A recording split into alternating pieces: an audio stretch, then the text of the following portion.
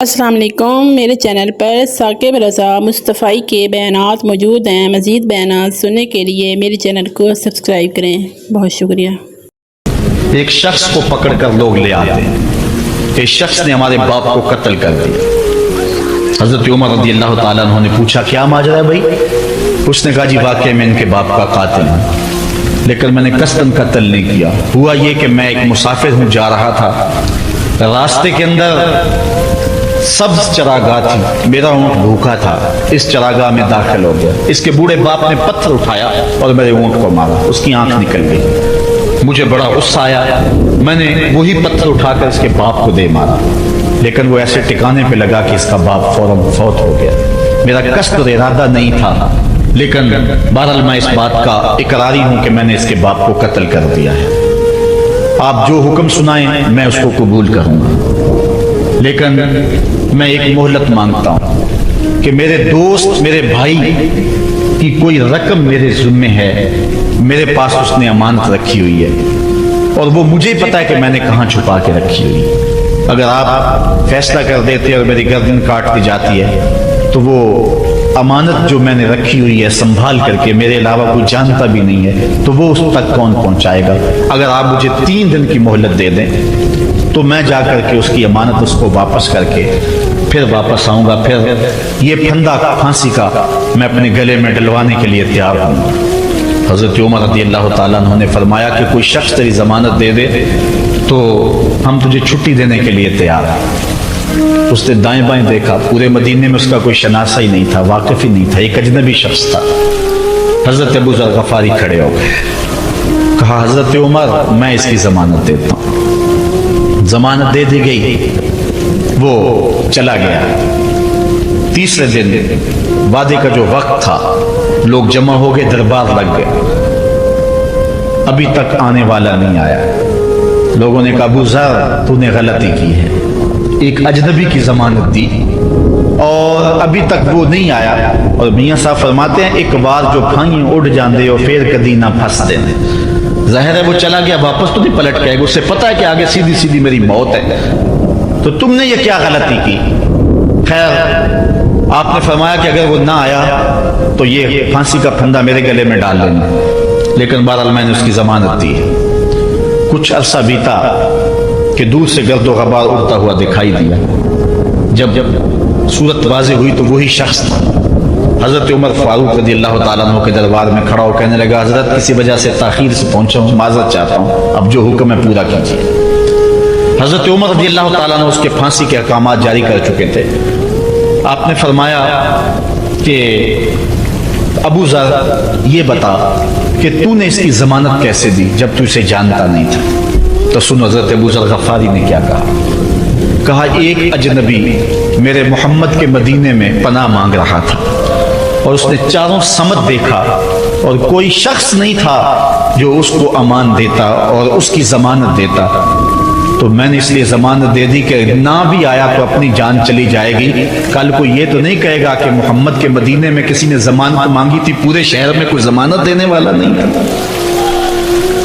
اس کو کہا کہ انہوں نے تو ضمانت دے دی، میاں اب تو بتا کہ تو چلا گیا تھا، تجھے جانتا کوئی نہیں تھا، نہ پلٹ کے آتا تو تجھے کوئی پوچھنے والا نہیں تھا، تو تو نے یہ دوبارہ موت کے منہ میں کیوں اپنا سر رکھا ہے؟ تو اس نے کہا کہ میں نے کہا کہ ایک اجنبی کی ضمانت ایسے شخص نے دی ہے جو مجھے جانتا بھی نہیں ہے، اور اگر میں نہ گیا تو لوگ قیامت تک اجنبیوں پر بھروسہ نہیں کریں گے کہ اجنبی یوں سلوک کیا کرتے ہیں۔ تو حضرت عمر رضی اللہ تعالیٰ عنہ اس کے پھانسی کے احکام جاری کیے، تو جن کے باپ کو قتل کیا تھا وہ بیٹے کھڑے ہو گئے، کہنے لگے تاریخ کی کالک ہم اپنے منہ پہ ملیں گے، ہم بھی اپنے باپ کے قاتل کو معاف کر دیتے ہیں۔ یہ ہماری تاریخ ہے، یہ ہماری کہانی ہے، لیکن آج ہم کس جگہ پہ کھڑے ہیں اور کیا ہماری صورتحال ہے؟ نہ ہمارا کردار رہا اور نہ ہمارا کوئی تشخص رہا۔ آج ہم نے اپنا تشخص بھی مٹا کے رکھ دیا۔ ایک عورت ہے مسجد نبوی میں نماز پڑھنے جاتی ہے، یہ حضرت عمر کے دور خلافت کی کہانی ہے۔ تو ایک نوجوان راستہ روک کے کھڑا ہو جاتا ہے۔ ایک دن اس عورت نے رک کر کے کہا کہ میں کتنے دنوں سے دیکھ رہی ہوں کہ تم میرے راستے میں مزاحم ہوتے ہو، کیا ماجرا ہے؟ اس نے کھل کے بات کی کہ میں تیرا چاہنے والا ہوں اور تجھے حاصل کرنا میری زندگی کی معراج ہے، اور تیرے لیے آسمان سے تارے بھی توڑنے پڑے تو گریز نہیں کروں گا۔ اس نے کہا اچھا، میری ایک شرط ہے۔ اس نے کہا بتاؤ، جلدی بتاؤ، لب کھولو، میں ابھی پوری کر دوں گا۔ کہا نہیں، چھوٹی سی بات ہے، 40 دن تک حضرت عمر کے پیچھے نمازیں پڑھ لو، اس کے بعد 40ویں دن کی آخری نماز کے بعد اسی وقت میں تمہارا انتظار کروں گی، پھر جدھر کہو گے چل پڑیں گے۔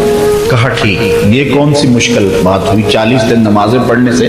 اگر تو مل جائے تو میرے لیے کون سا یہ مشکل معاملہ ہے۔ 40 دن حضرت عمر کے پیچھے نمازیں چلتی رہی، دل کی دنیا تبدیل ہوتی رہی۔ 40ویں دن کی آخری نماز کے بعد جب وہ نوجوان واپس پلٹنے لگا تو وہ لڑکی حسب وعدہ وہاں کھڑی تھی، لیکن اس نے دیکھا نہیں، یہ نظر جھکا کے گزر رہا ہے۔ اس نے کہا جانے والے توجہ کر، میں تیرے لیے کھڑی ہوں۔ کہا خیر سے کھڑی رہو۔ عمر نے دل کا تعلق رب سے جوڑ دیا۔ اگر میرے پیچھے ایک بندہ 40 سال نماز پڑھتا رہے اور اس میں تبدیلی پیدا نہ ہو تو پھر مجھے شرم آنی چاہیے کہ نہیں آنی چاہیے؟ یار یہ تو میں ایک امام کی بات سنائی ہے، آؤ تمہیں دلی کے ایک مانگت کی کہانی سناؤں۔ دلی کی جامعہ مسجد کی سیڑھیوں پہ ایک مانگنے والا بیٹھا ہوا ہے۔ ایک بہت بڑا انگریز افسر مسجد کی وزٹ کے لیے آیا ہے۔ اس نے ہاتھ پھیلا دیا، اس نے اپنی جیب سے پرس نکال کر کے چند روپے اس کی جیب میں رکھے۔ دوبارہ جب پرس ڈالنے لگا تو پرس گر گیا۔ اس مانگنے والے نے وہ پرس اٹھا کے سنبھال لیا۔ خیر کچھ وقت گزرا، 1 سال کے بعد دوبارہ وہی افسر اس مسجد کی زیارت کے لیے، مسجد کو دیکھنے کے لیے، سیر کے لیے دوبارہ آیا تو فقیر نے پہچان لیا کہ یہ وہی ہے۔ اس نے کہا بابو جان ذرا 2 لمحوں کے لیے رکنا ہے۔ کہا کیا ماجرا ہے؟ کہا بس 2 لمحوں کے لیے۔ دوڑ کے گیا، اپنی کٹیا سے وہ پرس نکال کے لے آیا اور اس کے ہاتھ میں کہا کہ پچھلے سال آپ آئے تھے، آپ کا یہ پرس گر گیا تھا آپ کی جیب سے، میں ڈھونڈتا رہا لیکن آپ نہیں مل پائے، میں نے سنبھال کے رکھا تھا کہ شاید دوبارہ کبھی ملیں تو میں ان کو دے دوں گا۔ اس کی آنکھیں پھٹی کی پھٹی رہ گئے۔ اس نے کہا جو ٹگا ٹگا مانگ رہا ہے، اتنا قیمتی پرس اور اس میں اتنی رقم، وہ آسودہ زندگی گزار سکتا تھا تو یہ پرس واپس کیوں کر رہا ہے؟ اس نے کہا مانگنے کی بات اور ہے لیکن یہاں ماجرا اور ہے۔ اس نے کہا کیا ماجرا ہے؟ اس نے کہا کہ اگر تیرا پرس میں سنبھال لیتا، رکھ لیتا، کام آ جاتا، 4 دن کی زندگی عیش سے گزر جاتی، لیکن مسئلہ یہ نہیں ہے، مسئلہ یہ ہے تو عیسائی ہے اور میں حضور کا غلام ہوں۔ کل قیامت کے دن اگر تیرے نبی حضرت عیسیٰ نے میرے نبی کے سامنے شکایت لگا دی کہ آپ کے امتی نے میرے امتی کا پرس چرایا تھا، تو پھر میرے نبی کو تیرے نبی کے سامنے شرمندگی اٹھانی پڑے گی۔ تو میں مانگت ضرور ہوں، بے غیرت نہیں ہوں کہ اپنے نبی کو تیرے نبی کے سامنے شرمندہ کروں۔ یہ تو مانگتوں کی کہانی ہے۔ آج تو بادشاہ لوٹ رہے ہیں، آج تو پیٹ بھاری نہیں رہے ہیں اور ہم کہتے ہیں ٹکڑے ٹکڑے کر دیں گے، یہ زبانی دعوے ہیں، جمع خرچ ہیں۔ ایسا نہیں ہوگا۔ آؤ اپنے اندر تبدیلی پیدا کریں۔ ہم اپنی ماضی کی تاریخ پڑھتے ہیں تو حیرت زدہ ہو جاتے ہیں، لوگوں میں کتنی اخلاقی بلندی تھی، آج ہمارے اخلاق لٹ گئے ہیں، آج ہمارا کردار نہیں رہا، اپنے طرز زندگی بھی بدل گئی، نہ ہماری باطن کی وہ روشنی رہی، نہ ظاہری وہ صورتیں رہی کہ ہم پہچانے جائیں کہ حضور کے غلام ہیں، بلکہ آج بھانت بھانت کی بولیاں بول رہے ہیں۔ اقبال نے کیا کہا تھا؟ اپنی ملت پر قیاس اقوام مغرب سے نہ کر، خاص ہے ترکیب میں تجھے قوم رسول ہاشمی۔ بلکہ آج فیشن کے طور پہ یہ کہا جاتا ہے جی آج کل دین پہ چلنا بڑا مشکل ہے، یہ آپ بھی سنتے ہوں گے، لوگ کہتے ہیں جی آج کل دین پہ چلنا بڑا مشکل ہے۔ یہ کون کہہ رہا ہے؟ جو مسجد میں آتا ہے تو موسم کے مطابق گرم اور سرد پانی دستیاب ہے، اس کے لیے ماحول ہے، اس کے لیے خوبصورت قالین بچھے ہوئے ہیں، مخملی مصلے رکھے ہوئے ہیں، جو نرم اور گداز مصلوں پہ پیشانی رکھ کر کے سجدہ کرتا ہے، وہ بطور فیشن کہہ رہا ہے جی آج کل دین پہ چلنا بڑا مشکل ہے۔ میں اس کے جواب میں کہا کرتا ہوں میاں تیرے لیے مشکل ہے یا کربلا والے حسین کے لیے مشکل تھا؟ انہوں نے تو نہیں کہا کہ دین پہ چلنا مشکل ہے، تیرے لیے مشکل ہے دین پہ چلنا یا حضرت بلال حبشی کے لیے مشکل تھا، جنہوں نے تپتی ہوئی ریت پہ سجدے کیے، गले में रस्सा डाल करके घसीटा गया और उन्हें पांव में जंजीरें डाल करके मक्के में खींचा गया, हाथों और पांव में मेखें ठोक दी गई, चक्की पसराई गई, लेकिन बिलाल हैं कि आगे मुस्कुरा रहे हैं। किसी ने गुजरते हुए कहा, बिलाल अजीब तमाशा है, अजीब कहानी है कि वो तुम्हें मार रहे हैं और तुम आगे से मुस्कुरा रहे हो। तो सुनो हजरत बिलाल ने क्या जवाब दिया। हजरत बिलाल फरमाने लगे, मियाँ तुम जाओ ना बाजार में मिट्टी का बर्तन भी खरीदने, तो उसको भी ठोंक बजा के देखते हो कहीं कच्चा तो नहीं है, इसकी आवाज तो खराब नहीं है। कहा तुम तो मिट्टी का प्याला भी खरीदो तो ठोंक बजा के देखते हो कहीं कच्चा तो नहीं है। मेरा मालिक मुझे खरीद रहा है, देख रहा है बिलाल कहीं कच्चा तो नहीं है। मैं कहता हूँ मालिक खाल उधड़ भी जाएगी, हक हक की आवाजें खत्म नहीं होंगी। जख्म पे जख्म खा के जी खून जिगर के घूंट पी, आह न कर लबों को सी ये इश्क है दिल लगी। तो ये एक दीन गुरेजी है, ये अमल गुरेजी है। जी आजकल बड़ा मुश्किल है। पहली बात है मुश्किल हो भी तो हमारे पास कोई दूसरा ऑप्शन मौजूद नहीं है।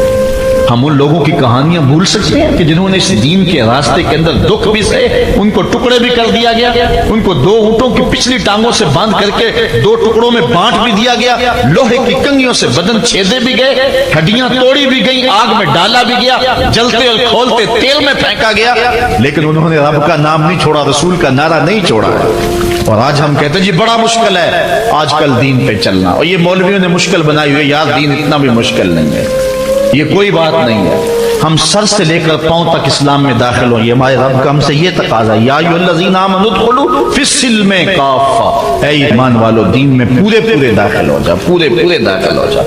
तुम्हारी वज़ाकता, अंदाज़े जिंदगी, तर्ज़े मुआशरत ये बताए कि तुम हुजूर के गुलाम।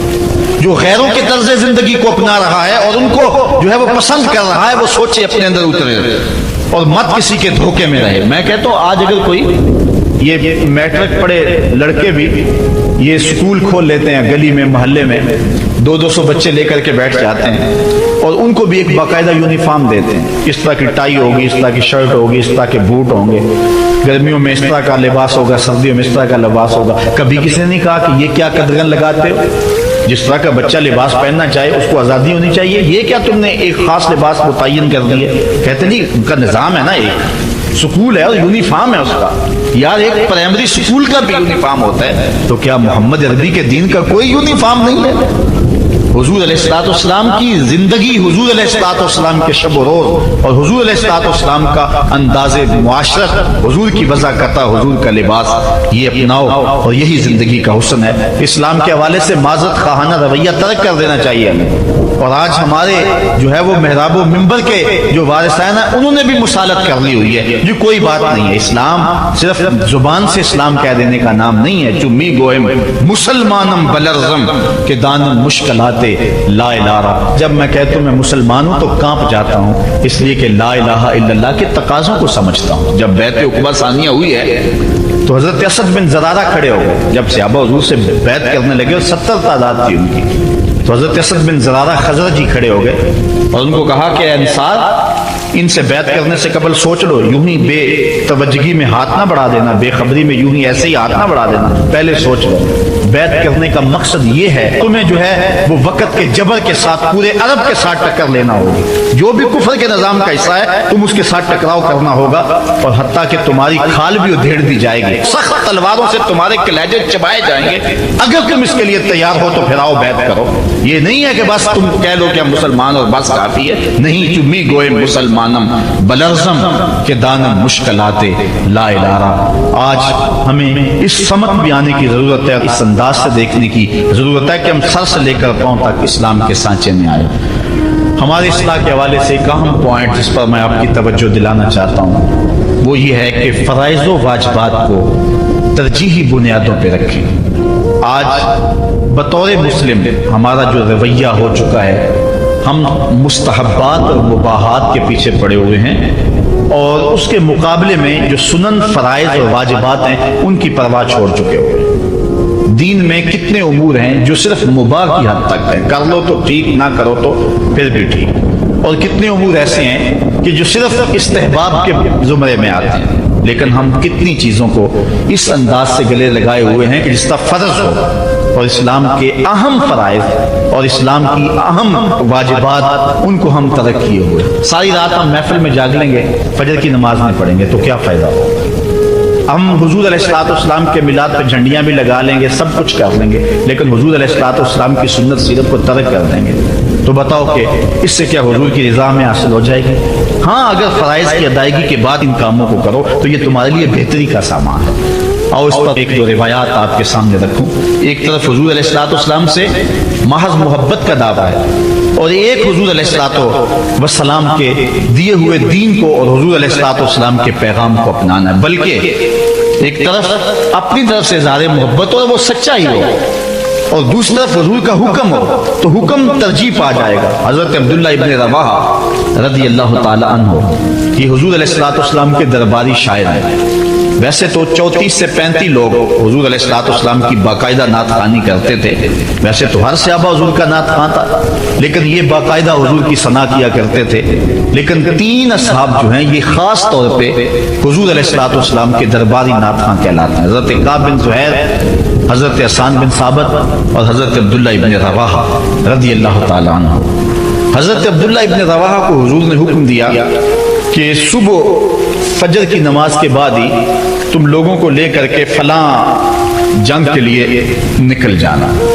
اب یہ بات سمجھ میں یہاں آ رہی ہے کہ حضور علیہ الصلوۃ والسلام کے نعت خواں صرف نعت خواں ہی نہیں تھے، وہ مجاہد بھی تھے، وہ تلوار بھی اٹھاتے تھے، وہ جنگیں بھی کیا کرتے تھے۔ اور حضرت عبداللہ ابن رواحہ جن کا یہ میں تذکرہ کر رہا ہوں، یہ جنگ موتا کے اندر ان کی شہادت ہوئی ہے۔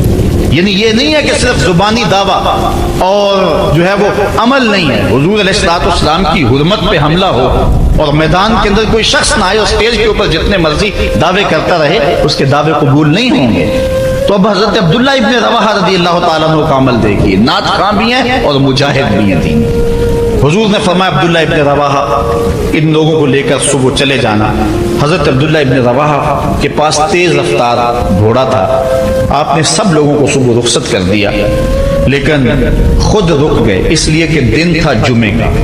سوچا کہ دوبارہ پتہ نہیں حضور سے ملاقات ہو نہ ہو، جنگ پہ جا رہے ہیں، حالات کیا ہوں، اس لیے میں بعد میں تیز رفتار گھوڑے سے ان لوگوں کے ساتھ مل جاؤں گا، رک جاتا ہوں تھوڑی دیر، حضور کے پیچھے جمعہ المبارک کی نماز ادا کر لیتا ہوں، یہ اعزاز بھی مل جائے اور وہ حکم تھا وہ بھی پورا ہو جائے۔ تو حضرت عبداللہ ابن رواحہ رضی اللہ تعالی عنہ نے نماز جمعہ ادا کی۔ حضور علیہ الصلوۃ والسلام نے فرمایا، اے عبداللہ بن رواحہ، میں نے تو تمہیں حکم دیا تھا کہ صبح تم چلے جانا، لیکن تم یہاں موجود ہو۔ عرض کی حضور میں نے یہ عزم کیا ہے کہ میں ان کے ساتھ شامل ہو جاؤں گا، لیکن رکا اس لیے ہوں تاکہ آپ کے ساتھ جمعۃ المبارک پڑھنے کی سعادت حاصل کر لوں۔ اب یہ سعادت چھوٹی نہیں تھی، حضور علیہ الصلوۃ والسلام کی اقتداء میں نماز، اور وہ بھی نماز جمعہ، کتنی بڑی سعادت ہے۔ لیکن حضور نے کیا فرمایا سنیے، اور اس مختصر سی بات سے بہت کچھ سمجھیے۔ حضور نے فرمایا لو انفقت ما فی الارض جمیعا ما ادرکت فضل غدوتہم، اے ابن رواحہ، اگر تو زکات اس کے ضمن میں اگر جو ہے وہ محبت کے مظاہر بھی سامنے آ جائیں تو اس میں کوئی قباحت نہیں ہے۔ اور اس پر روایت حضرت عبداللہ بن قراد رضی اللہ تعالی عنہ سے، اور یہ صحیح بخاری میں موجود ہے کہ آقا کریم علیہ السلام نے وضو فرمایا، اور وضو کا پانی زمین پر صحابہ گرنے نہیں دیتے، اپنے منہ پہ اور اپنے چہروں پہ مل لیتے ہیں۔ تو آقا کریم علیہ السلام نے فرمایا ما یحملکم علی ھذا، صحابہ تمہیں اس بات پر کس شے نے ابھارا ہے؟ میرے وضو کے پانی کو جو تم زمین پر نہیں گرنے دیتے، تو اس کا سبب کیا ہے؟ تو حضرت عبد الرحمن بن قراد کہتے ہیں کہ صحابہ نے کہا قالوا حب اللہ ورسولہ، اللہ اور اس کے رسول کے پیار نے ہمیں اس بات پہ ابھارا ہے۔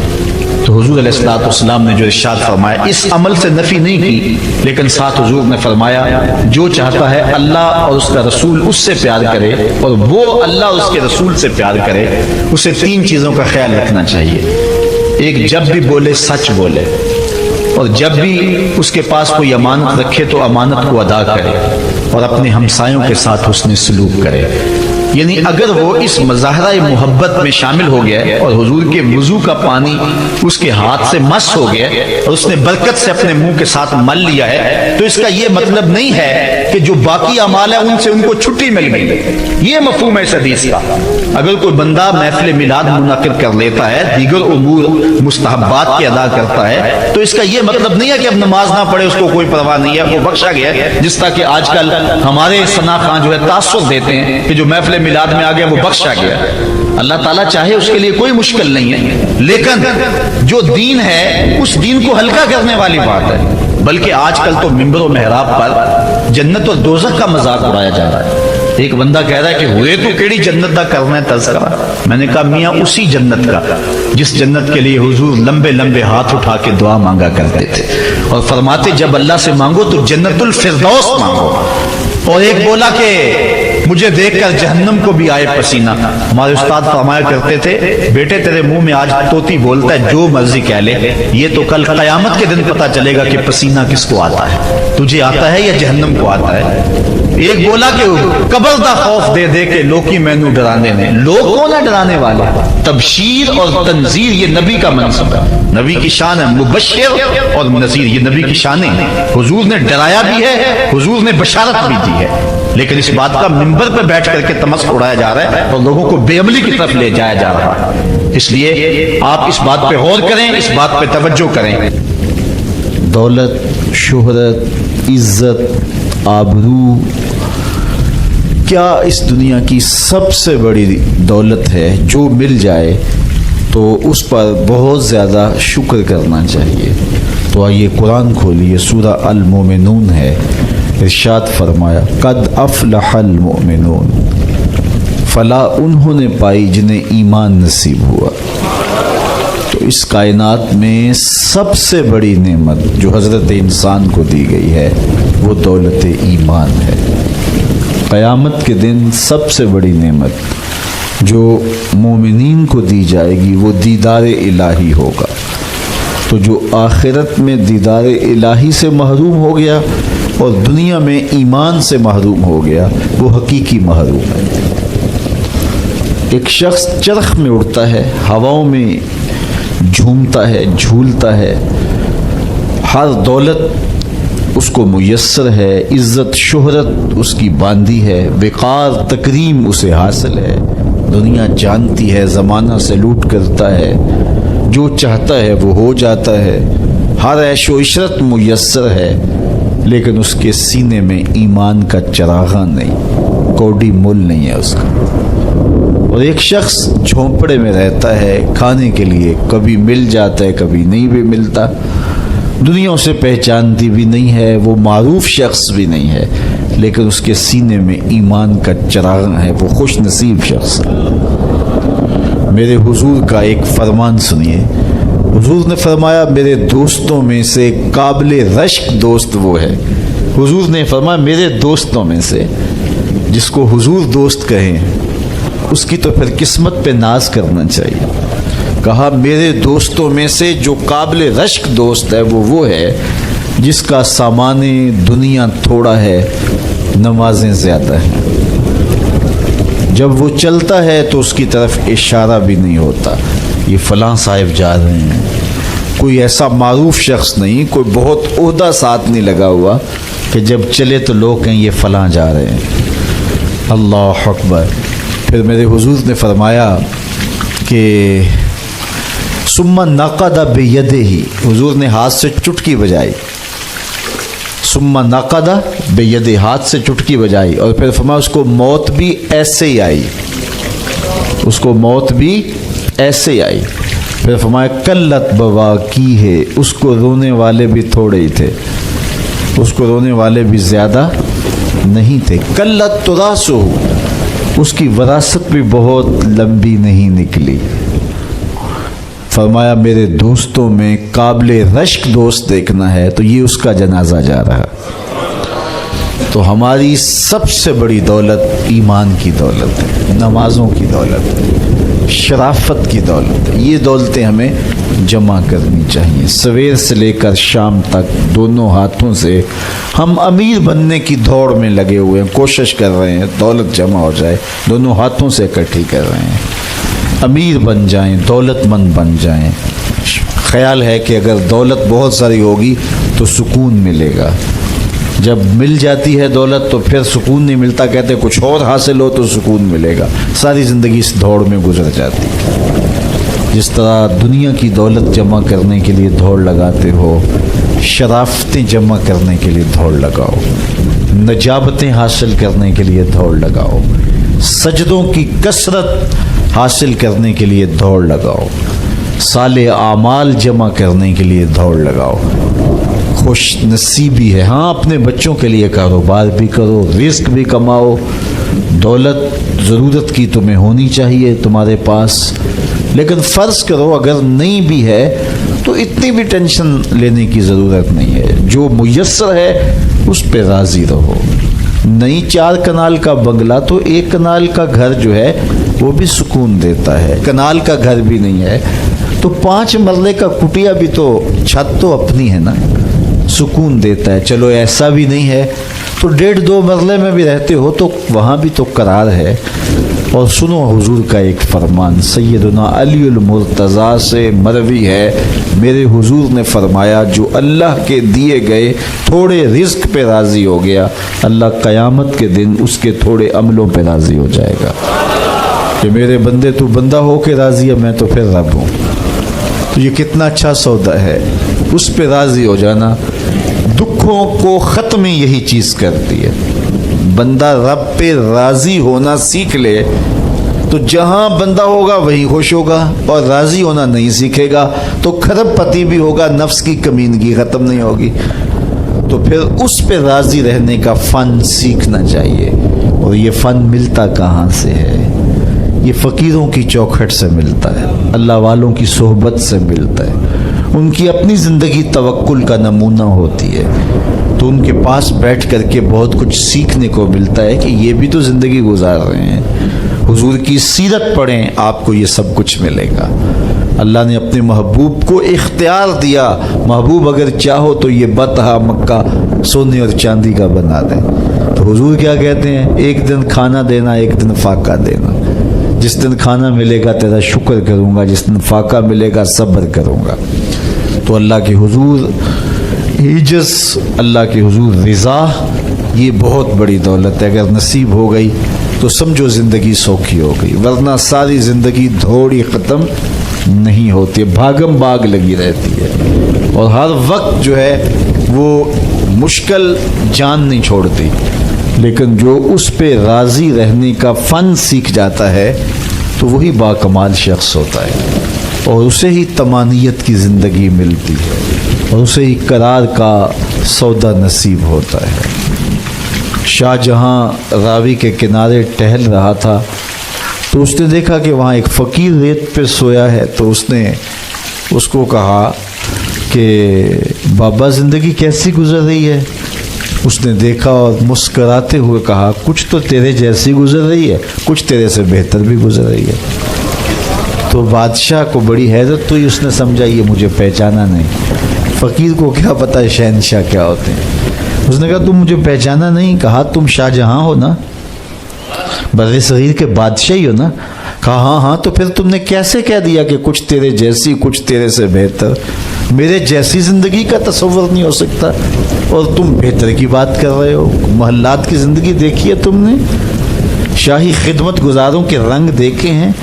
آبنوسی جو ہے وہ پنکھیوں پر خادماؤں کے انداز دیکھے ہیں؟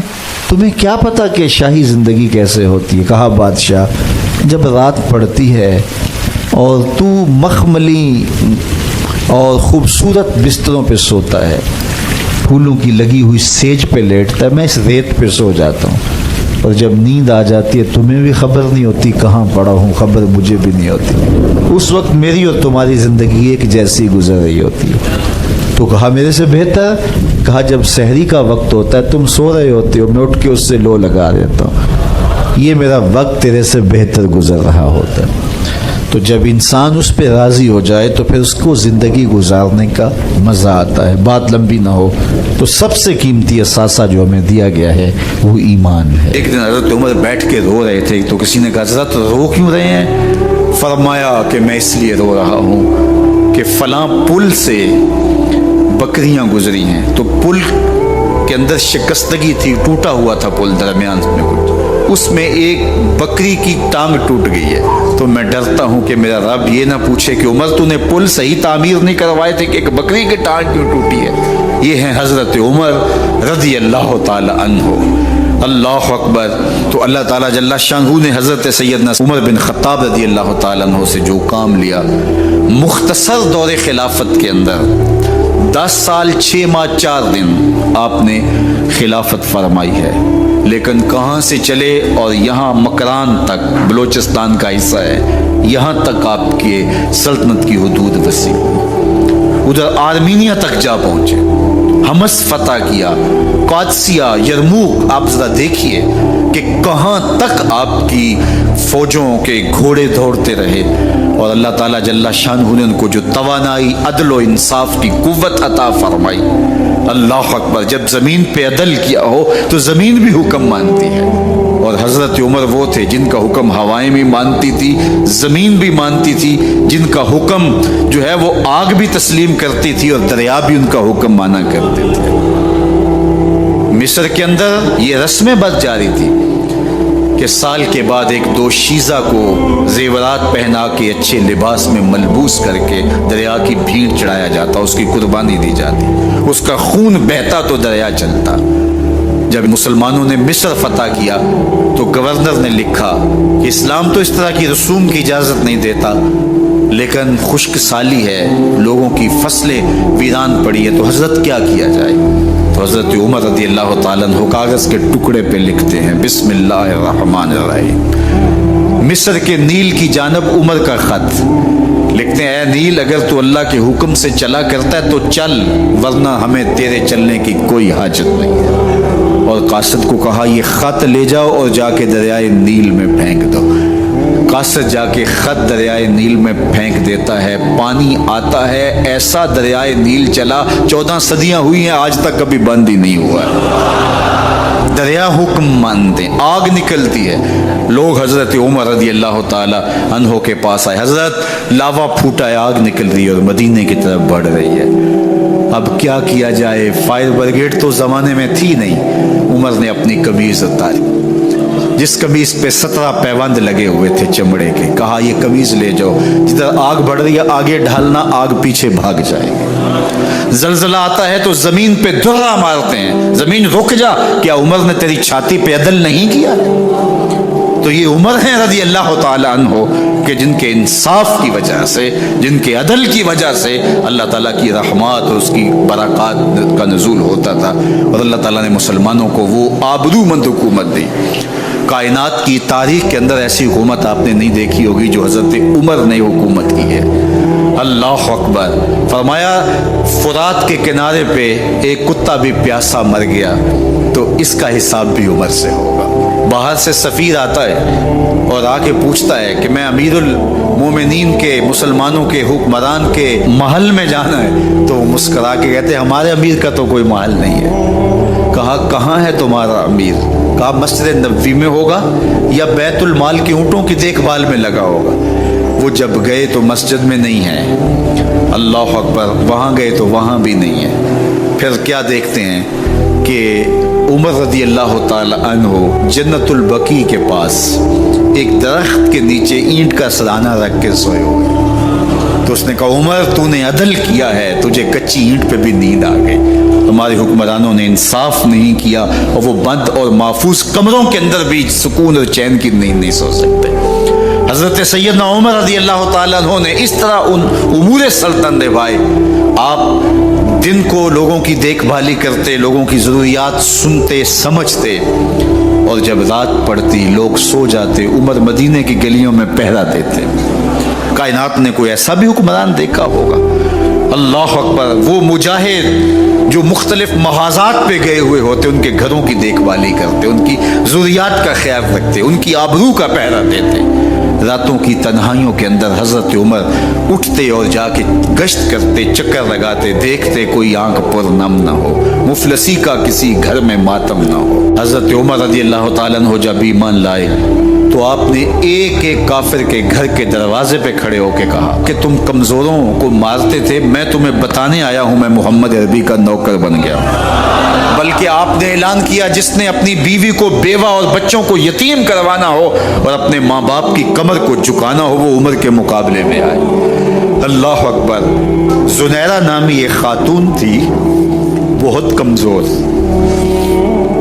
راوی کہتا ہے کہ اس کی ہڈیوں میں گودا نہیں تھا، عشق رسول تھا، اور اس کا ظالم آقا اس کو مارتا ہے، اور جب مار مار کے تھک جاتا ہے، ادھر سے عمر آ رہے ہیں، یہ اسلام لانے کے پہلے کی کہانی ہے، ادھر سے عمر آ رہے ہیں، تو اس نے کہا عمر تم جوان آدمی ہو تو یہ چھوڑتی نہیں ہے اپنے نبی کا نام، ذرا تم آؤ.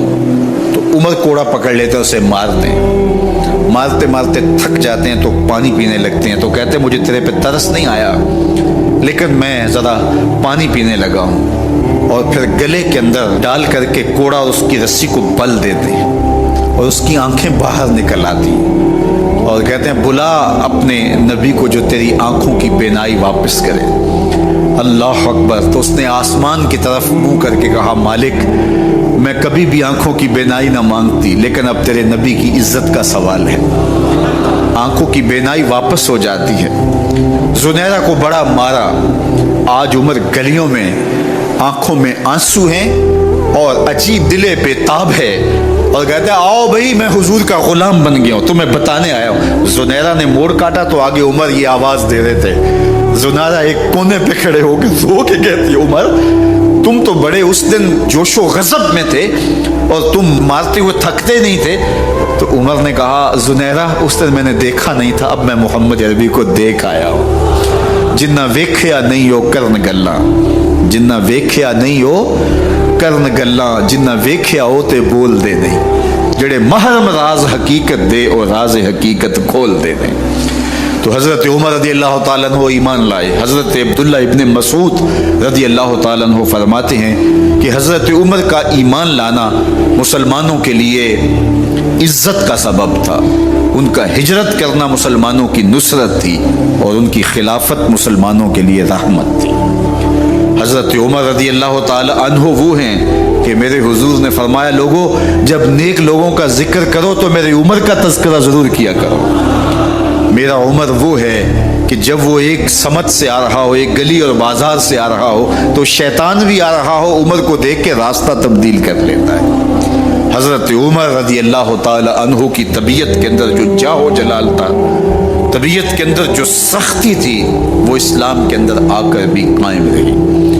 اور آپ نے وہی سختی، وہی جاہ و جلال جو پہلے مسلمانوں کے خلاف تھا، اب کفار کے خلاف، منافقین کے خلاف حضرت عمر کی طبیعت کے اندر وہ جوش و خروش بدستور موجود رہا. لیکن جس دن آپ خلیفہ بنے تو اس دن آپ نے ممبر پہ چڑھ کے جو خطبہ دیا اس میں کہا لوگوں میں سخت اس لیے تھا کہ رسول اللہ نرم تھے، پھر میں سخت اس لیے تھا کہ حضرت ابوبکر صدیق نرم تھے، اب میں تخت خلافت پہ بیٹھا ہوں، اب میری سختی جو ہے وہ نرمی میں تبدیل ہو گئی. صرف فاسقوں، فاجروں اور باغیوں کے لیے میں سخت ہوں، باقی تمہارے لیے نرم ہوں. سب سے کم جو تنخواہ بیت المال سے اگر کسی وجود نے لی ہے تو وہ حضرت عمر رضی اللہ تعالیٰ عنہ نے لی. صرف 2 جوڑے لیتے تھے سال میں، اور راوی کہتا ہے کہ میں نے دیکھا ہے کہ اس میں بھی 17 پیوند لگے ہوتے تھے.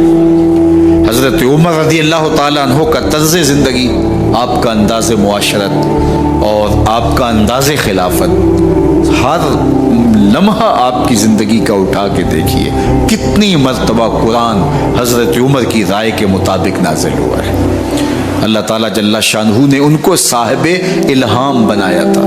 ہر امت میں کوئی صاحب الہام ہوتا ہے، حضور کی امت کا صاحب الہام حضرت عمر رضی اللہ تعالیٰ، اور آقا کریم نے انہیں اپنا وزیر قرار دیا. فرمایا میرے 2 وزیر آسمانوں میں ہیں، 2 وزیر زمینوں میں ہیں. آسمانوں کے وزیر جبرائیل اور میکائیل ہیں، اور زمین کے وزیر ابو بکر اور عمر رضی اللہ تعالی عنہما. حضرت عمر رضی اللہ تعالی عنہ جا رہے تھے نا، رات کو پہرے پہ کھڑے تھے، تو ایک گھر سے ایک خاتون اپنی بیٹی کو کہہ رہی تھی دودھ میں پانی ڈال لو. تو بیٹی بولی امیر المومنین نے منع کیا ہے. تو کہا امیر المومنین کب دیکھ رہے ہیں؟ تو بیٹی بولی امیر المومنین نہیں دیکھ رہے، ان کا رب تو دیکھ رہا ہے. حضرت عمر دروازے پہ نشان لگایا تو آ گئے. دن کے اجالے میں پھر اس گھر کے دروازے پہ گئے اور صاحب خانہ سے کہا کہ اپنی بیٹی کا رشتہ میرے بیٹے کے لیے دے دو. امیر المومنین سوالی بن کے کھڑا ہے اس گھر میں، کہا اس بیٹی کا رشتہ مجھے دے دو. ان کو اور کیا چاہیے تھا؟ امیر المومنین کے بیٹے کے لیے رشتہ قبول کر دیا گیا. پھر اللہ تعالیٰ جل شانہ ان کو ایک بیٹی دی. اس بیٹی سے اللہ نے ایک بیٹا انہیں دیا، اس بیٹے کا نام حضرت عمر بن عبدالعزیز ہے۔ تو جب مائیں اللہ سے ڈرنے والی ہوں، تنہائی میں ڈرنے والی ہوں، تو پھر اولادیں ایسی ہوتی ہیں۔ اپنی اولادوں کی تربیت کرو، جب بچے چھوٹے ہی ہوں تو ان کے تصور میں یہ بات اچھی طرح سے راسخ کر دو کہ اللہ دیکھ رہا ہے۔ پھر وہ کبھی رشوت نہیں لیں گے کہ اللہ دیکھ رہا ہے، اور وہ کبھی خیانت نہیں کریں گے کہ اللہ دیکھ رہا ہے، وہ کبھی ملک کے راز کو نہیں بیچیں گے کہ اللہ دیکھ رہا ہے، وہ جو ہے وہ بد نگاہی نہیں کریں گے کہ اللہ دیکھ رہا ہے۔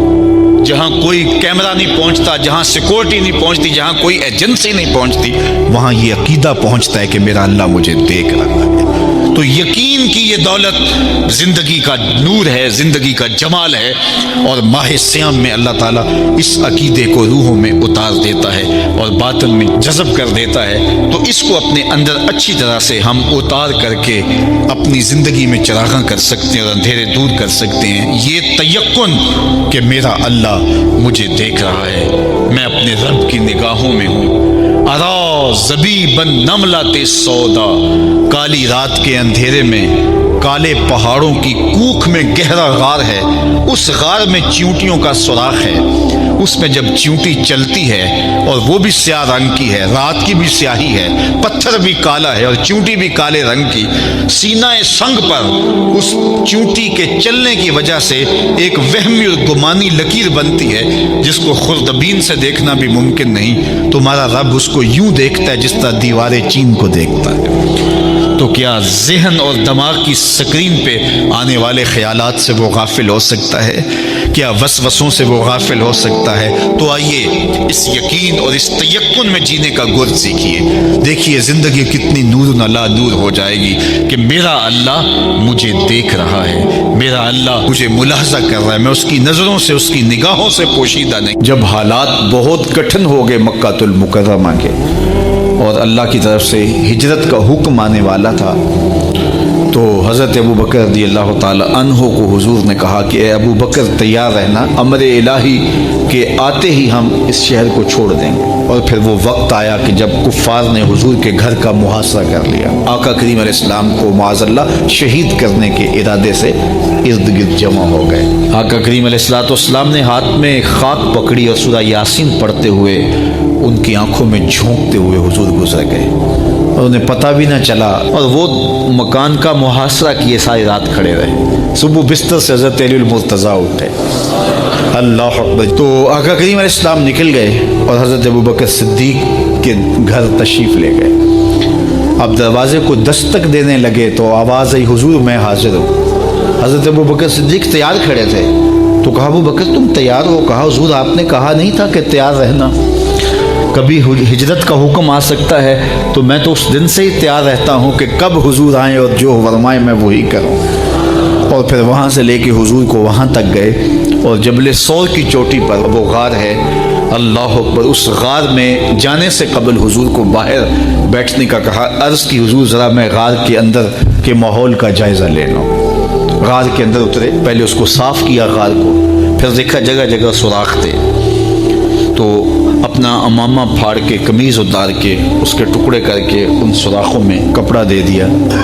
2 سوراخ ایک روایت کے مطابق، اور ایک روایت کے مطابق 1 سوراخ بچ گیا، اس میں اپنی ایڑی رکھ دی، اور پھر آواز دی جان عالم اندر تشریف لائی۔ تو آقا کریم علیہ السلام غار میں چلے گئے، تو سیدنا صدیق اکبر رضی اللہ تعالی عنہ نے اپنی گود میں آپ کا سر رکھا اور حضور لیٹ گئے۔ اللہ اکبر، کیا منظر ہوگا! صدیق اکبر نے حضور کو دیکھا اور جی بھر کے دیکھا، اور ایسا دیکھا کہ کوئی اور شریک بھی نہیں تھا۔ یہ واقعہ حضرت سیدنا عمر سے روایت ہے، کتب سیاح میں ہے، اور حضرت عمر رضی اللہ تعالی عنہ یہ بات بیان کرتے ہوئے رو پڑے، اور آپ کہا کرتے تھے کہ ابو بکر یہ غار والی نیکی مجھے دے دیں اور میری ساری زندگی کی نیکیاں دے دیں۔ اللہ اکبر۔ تو حضور علیہ السلام حضرت ابوبکر صدیق کی آغوش میں ہیں۔ اب ہوا کیا کہ سانپ نے جب ہر راستہ مسدود پایا تو خیر وہ اس راستے پہ پہنچا جہاں انسانی گوشت نظر آیا، تو سانپ نے پھر ڈنگ لگایا۔ سانپ کا ڈنگ اچانک، تو انسان تو کپ کپا کے رہ جاتا، اچانک تو چیونٹی کاٹ جائے، تو इंसान कप कपा के रह जाता है, छिपकली गिर जाए अचानक तो बंदा अपने वजूद को जो है वो मुतवाजन नहीं रख पाता। तो नीचे से सांप और वो डंग लगा रहा है, लेकिन लफ्ज़ सुनिए, ये हज़रत उमर की रिवायत है कि हज़रत सैयदना सिद्दीक़ अकबर ने अपनी टांग को जुम्बश नहीं आने दी, मखाफता अन यतनब्बह रसूलुल्लाह, इस डर से कि कहीं हुजूर बेदार ना हो जाए। सारी तवज्जो इधर रही, बेख्तियार आंखों से आंसू ढलक पड़े, दर्द की शिद्दत इतनी थी और आंसू गिरे तो हुजूर के रुखसार पे। आका करीम बेदार हो गए। बेदार होते ही मेरे हुजूर ने कहा, मालका या अबू बकर, अबू बकर क्या हुआ? तो ये होती है हंगामी सूरत हाल।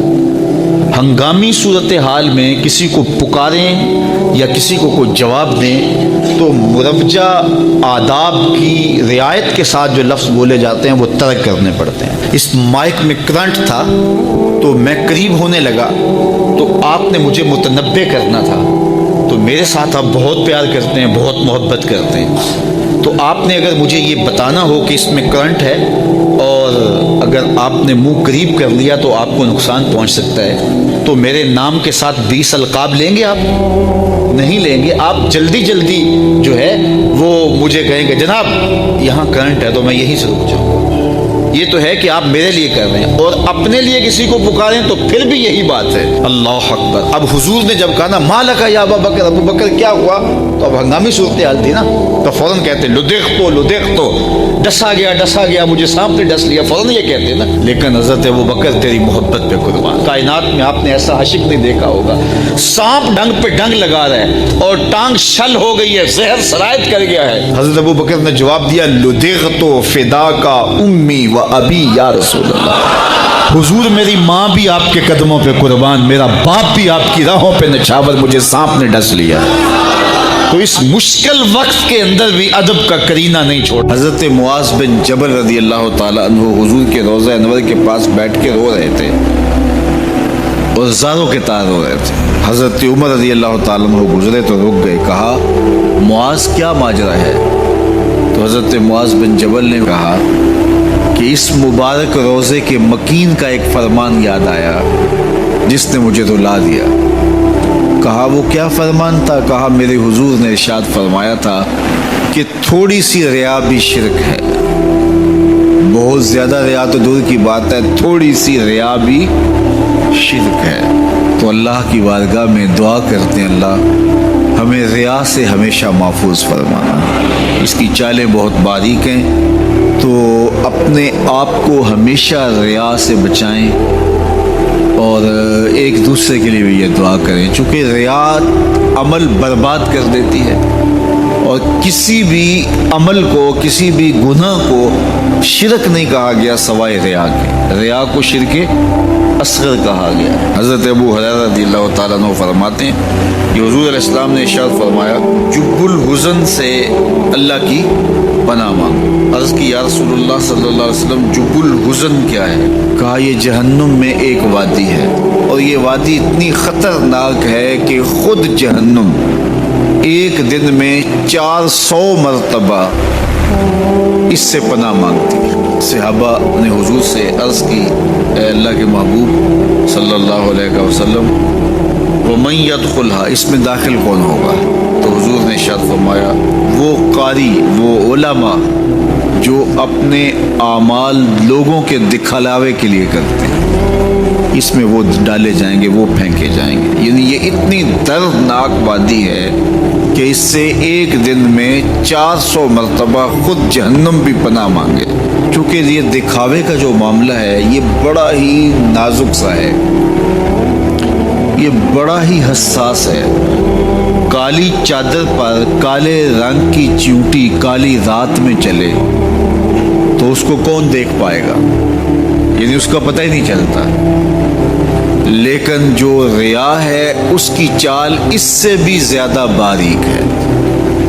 बंदा बाज का समझ रहा होता है कि मैं ठीक ही चल रहा हूँ, लेकिन पर्दे के पीछे रिया चल रही होती है। यानी किसी को समझ ना आए ये तो दूर की बात है, बास्कत बंदा खुद भी जो है वो गैर मासूस रिया का शिकार हो रहा होता है। अब ये हदीस जो है वो ख़ास तौर पे हमारी ज़िंदगी के अंदर हमें पल्ले बांधने की है और हमेशा अगर ये हदीस हमें मलहूज रहे तो कभी भी हमें अपने काम पर तकब्बुर पैदा नहीं होगा कि हमने इतना काम किया है, पता नहीं हमारा काम किसी रिया का शिकार ना हो गया हो। तो अल्लाह से कबूलियत की दुआ की जाए कि अल्लाह जो तौफीक है वो भी तेरी जानिब से है और मालिक कबूलियत भी तेरे करम से है, हमारी तरफ से कोताहियाँ ही कोताहियाँ हैं। इसलिए मालिक जो हमें मालूम है हम उसकी भी माफ़ी मांगते हैं, और जो मालूम नहीं है, जो बारीक चाले हैं अल्लाह उससे भी हम माफ़ी तलब करते हैं, और अल्लाह हम सबको अपनी पनाहों का हिसार अता फरमाए। हज़रत काब अहबार ताबी हैं, लेकिन चूँकि पिछली किताबों के आलम थे और फिर दीन इस्लाम को भी बड़े गौर से, तदब्बर से, दिक्कत नज़र से, इमान निगाह से पढ़ा, तो उनकी राय बड़ी मजबूत और मोतबर होती थी। तो सहाबा होकर ताबी से पूछते थे, तो बड़ा छोटे से पूछते तो हरज है नहीं है। तो हज़रत काब से हज़रत उमर रज़ियल्लाहु ताला अन्हु ने कहा, ए काब तुम बताओ अरबाब इल्म कौन है, इल्म वाले किन्हें कहा जाता है। तो हज़रत काब ने जो जवाब दिया सुनो, ये उनकी ज़िंदगी का निचोड़ था। दो शरीयतें जो उन्होंने पढ़ी थी उससे उन्होंने जो खुलासा निकाला और हज़रत उमर ने पूछा तो उन्होंने उनको बताया। अहले इल्म वो हैं जो जानते हैं उस पे अमल करते हैं। हज़रत उमर ने कहा ठीक, मुतमिन हो गए कि मेरा भी यही ख्याल है। अब बहुत सारे लोग हैं आलिम होने के बावजूद उनके सीने पे इल्म से खाली हो जाते हैं। आपने पिछली शरीयतें भी पढ़ी है, इस्लाम का भी मुताला किया है, तो आप मुझे बताइए कि वो कौन सी शय है जो सीने से इल्म को निकाल देती। तो हज़रत काब अहबार ने कहा लालच। जब आलिम के सीने में लालच आता है तो लालच एक तरफ से दाखिल होता है, इल्म दूसरी तरफ से निकल जाता है। तो कभी भी किसी भी अमल में लालच को अपने करीब ना आना। लालच अंदर मेहनत के साथ हासिल किया गया इल्म जिस पर अमल भी हो उसको भी निकाल फेंकता है। इसलिए तमा को कभी भी अपने करीब ना आने देना। एक शख्स ने हुजूर अलैहिस्सलाम से शर के बारे सवाल किया, शर क्या है?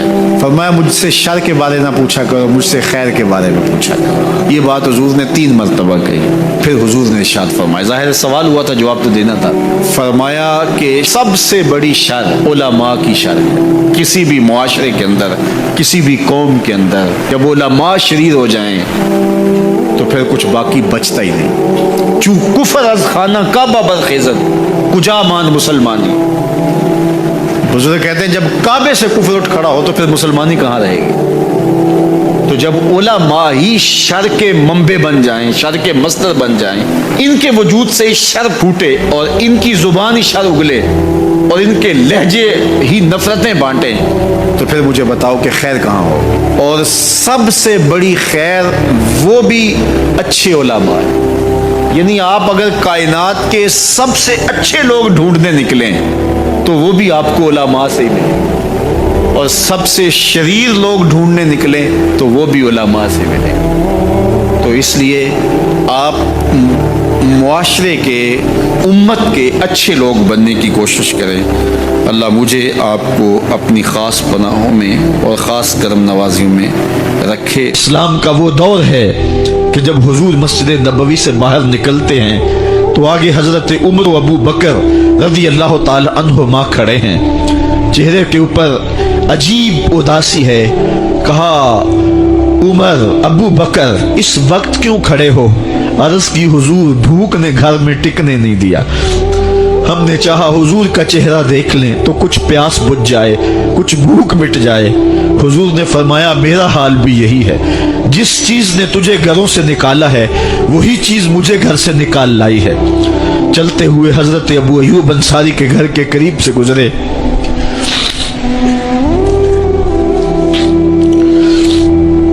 हुजूर की खुशबू पाके वो बाहर आ गए। अर्ज़ की, बंदा नवाज, आज मेरे मेहमान नहीं बनते? हुजूर ने कहा, तुम्हारी मर्जी। घर ले गए, चटाई बिछाई, हुजूर को बिठाया, घर वालों को बकरी का बच्चा ज़बह करके दिया।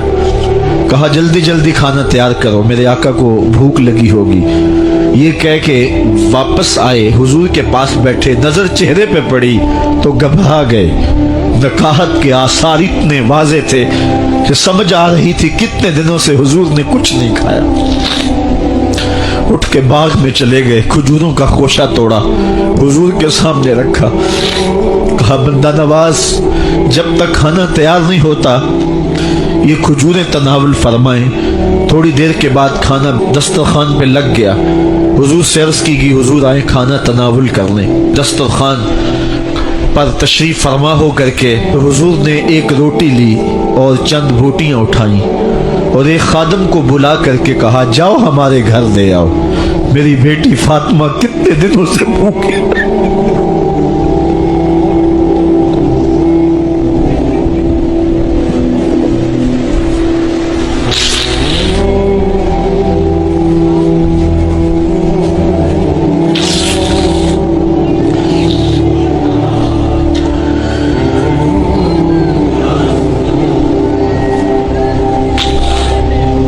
कहा जाओ हमारे घर ले आओ, मेरी फातिमा कितने दिनों से भूखी बैठी हुई है। माल के कौनैन हैं गो पास कुछ रखते नहीं, दो जहां की नेमतें हैं उनके खाली हाथ में। आपको पता होगा कि जब मेरे हुजूर का विसाल हुआ है तो हुजूर की एक ज़रा एक यहूदी के घर में गिरवी रखी हुई थी। हुजूर ने ज़रा रख करके उससे कर्ज लिया हुआ था। ये इस्लाम की गुर्बत की कहानी है और फिर अल्लाह ने इस्लाम को अमारत के रंग भी दिए। इकबाल कहता है जवाल बंदाए मोमिन का बेजरी से नहीं।